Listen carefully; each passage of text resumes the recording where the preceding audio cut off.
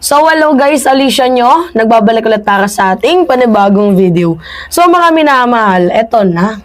Masakit to para sa mga damdamin ng mga literal na die-hard na DDS. Can you imagine that?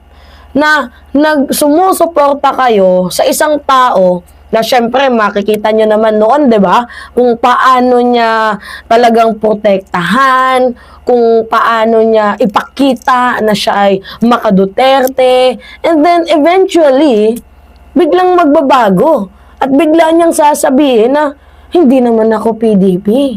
Adopted lang naman ako. Like parang after kayong pakinabangan, parang iniwan na kayo sa ere. Hindi ba't masakit 'yun? Mga minamahal, kasi itong ginawa ni Rodante Marcoleta na pagtanggi at pagtakwil dito sa Duterte Block, parang nangangahulugang mayroong issue din. Kasi meron akong tawag dito, explain sa inyo. Di ba kahapon, sinabi ko sa inyo na si Kaufman, tinitira si Roque.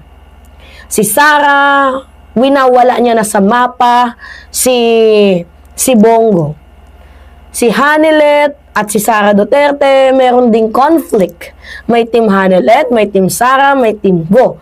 Sa circle ng mga DDS, nagkakagulo na.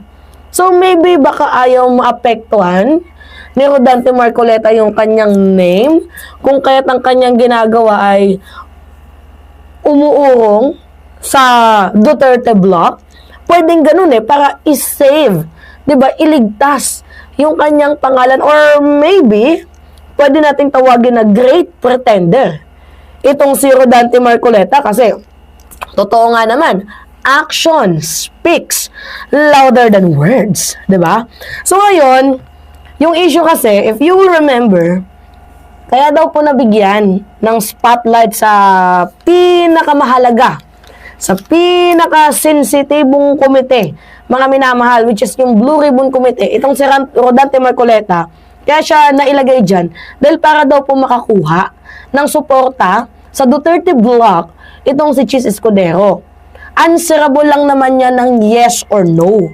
Pero tingnan ninyo, ang daming sinabi ni Rodante Marcoleta, diba, na hindi, ano ka kasi, trabaho mo bilang reporter, magtanong ka lang Diba, parang tinira niya pa itong si Karen Davila. Now, na umuugong yung isyong Duterte Block, 'di ba? Mukhang lumilihis ng landas itong si Rodante Marcoleta. Bakit kaya? 'Di ba, mapapatanong ka na lang bakit kaya? Or maybe nasa salvaging reputation mode itong si Rodante Marcoleta. Pwedeng ganun. So basahin natin tong balita. Hindi daw siya PDP laban. Hindi ako PDP laban. Adopted lang ako. Wow, sakit nun Imagine, nagamit mo yung boto ng mga DDS, tapos sasabihin mo, hindi naman ako Duterte Block Adopted lang naman ako Parang, pinapalabas niya na siya ang pinakamataas sa mga Duterte Block. Pwedeng ganun. Yabang Tumaas agad yung yung ego ni Rodante Marcoleta after manalo, di ba? So sabi dito, hindi ko alam kung bakit sinabi nilang Duterte Block ako. Alam mo, kaya ka naman nasabing Duterte Block ka kasi action speaks louder than words. Pinapahalata mo na mga Duterte ka, the way na yung issue sa West Philippine Sea, yung sa budget ni VP Sara Duterte na sinasabi mo, wala nang accounting accountable. Kung yung old mechanism, yun yung sundin natin, yung perma agad, yung wala nang hininging daming documents. Diba? So, paano ka hindi malilabeled as Duterte Block? Yung kilos mo, diba? Nakapabor sa kanila. Nagigets ninyo? At saka yung sa impeachment, ayaw mo ma-impeach itong si VP Sara Duterte, right? So, napagkakamalan kasi tayo na Duterte Block kasi nilalaban natin ang karapatan ng kahit sino. Wala namang usapan na wag pumunta. Bakit naman hindi kami pupunta Katungkulan namin yon, nakalagay sa konstitusyon, katungkulan ng bawat senador na pumunta sa SONA. Tungkol naman sa binati ako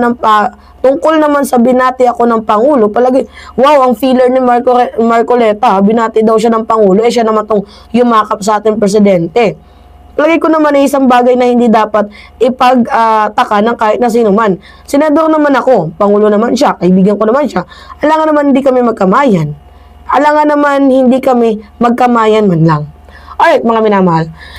Did you really get the point na parang sinusuka niya na yung Duterte Black or baka kinakahiya? Maybe, mukhang kinakahiya ni Senator Rodante Marcoleta itong Duterte Black. Kasi magulo Diba? Ang gulo ng mga DDS ngayon.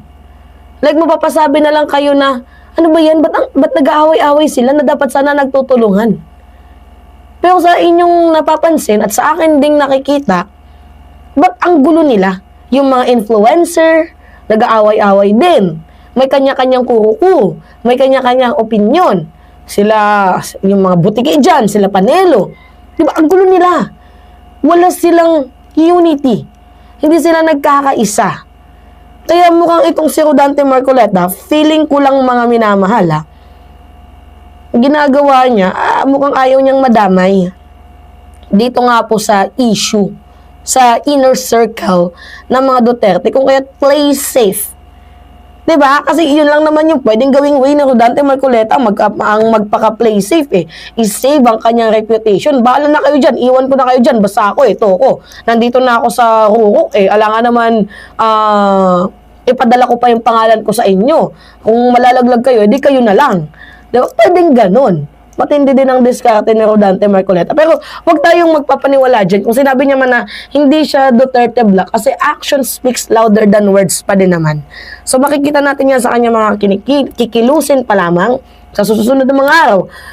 Sa akin napapansin mo, ang sinisave niya lang, maybe, ang kanyang reputation. Diba? Great pretender tong si Rodante Marcoleta Parang mayroong dalawang muka. Diba? Mga minamahal, kaya huwag kayong magpapaniwala. Alright, sabi dito mga minamahal ng isa nating kababayan, Mima, huwag agad magpapaniwala kay Marcoleta. Mga DDS magaling sa mga trolls. So magandang umaga, Mima.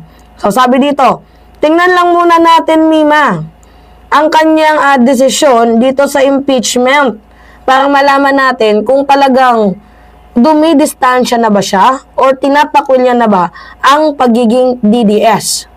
May mga nagsasabi sa atin. Ito naman, mayroon nag-comment, Mima, kung ganyan lang din ang kanyang prinsipyo at naninindigan na siya, abay sisimulan ko na din siyang irespeto at umanga sa kanya. Kung talagang dinidisregard niya na yung pagiging Duterte Black at nagiging patas siya. Yan yung sabi ng ating commentator. Pero kung pabalat at pakulo lang yan, never siyang magiging senador ng Pilipino. At dapat rin tayong mag-ingat sa kanya. So, magtiwala ka na sa kobrang gutom, wag lang sa isang taong yan. Naku, daming nagsasabi mga minamahal na na hindi mo alam kung ano nga ba itong si Rodante Marcoleta. Sabi sa akin, Mima, blissful day. Malakatunying yan. Di mo alam kung ano ba talaga. Mga KNC kasi, pray lagi sa kaligtasan ng ating PBBM. Mahalaga lagi tayong manalig sa puong may kapal. Kabutihan, mangingibabaw. Diba? Sabi pa dito, Mima, would you believe him? He might just be a leopard, won't change its colors.